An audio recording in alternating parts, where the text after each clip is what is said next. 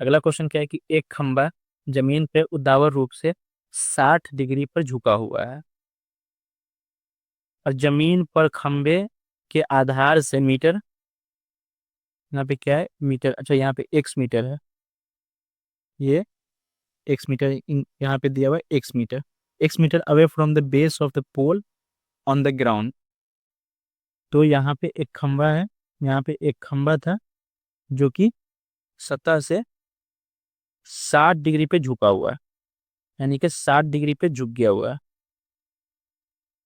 X metre दूर बिंदु पर, यानी यहाँ से यहाँ तक एक्स मीटर कोई पॉइंट है, यहाँ से एक्स मीटर दूर से खंबे को दो आधा भाग में समान कोण बनाता है, यानी कि खंबा से यहाँ पे और इसका मिड पॉइंट, ये इसका मिड पॉइंट है, मिड पॉइंट से समान कोण बनाता है, यानी ये भी थीटा बनाता है और ये भी थीटा बनाता है।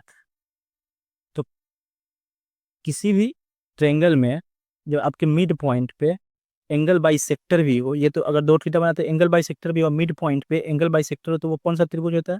आइसोसेलेस ट्रेंगल, आइसोसेलेस ट्रेंगल हो जाता है। तो यानी कि यहाँ पे ये 90 डिग्री का कोण भी बनाएगा, आइसोसेलेस ट्रेंगल प्रॉपर्टी से यहाँ पे 90 डिग्री कोण बनाएगा, और ये आपका बराबर है, क्लियर। तो 90 डिग्री बनाएगा।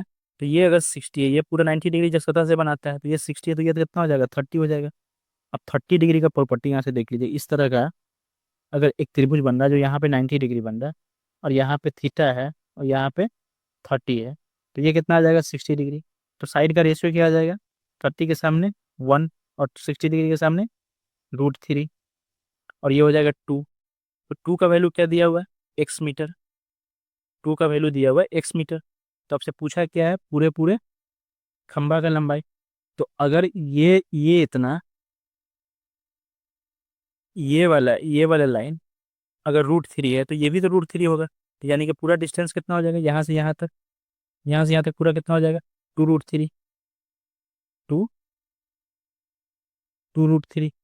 तो √3, 2 का वैल्यू दिया हुआ है एक्स, तो 2√3 का वैल्यू क्या हो जाएगा √3x, √3x हो जाएगा खंबा का लंबाई। तो option √3x metre option B में है, क्लियर, समझ में आएगा क्वेश्चन।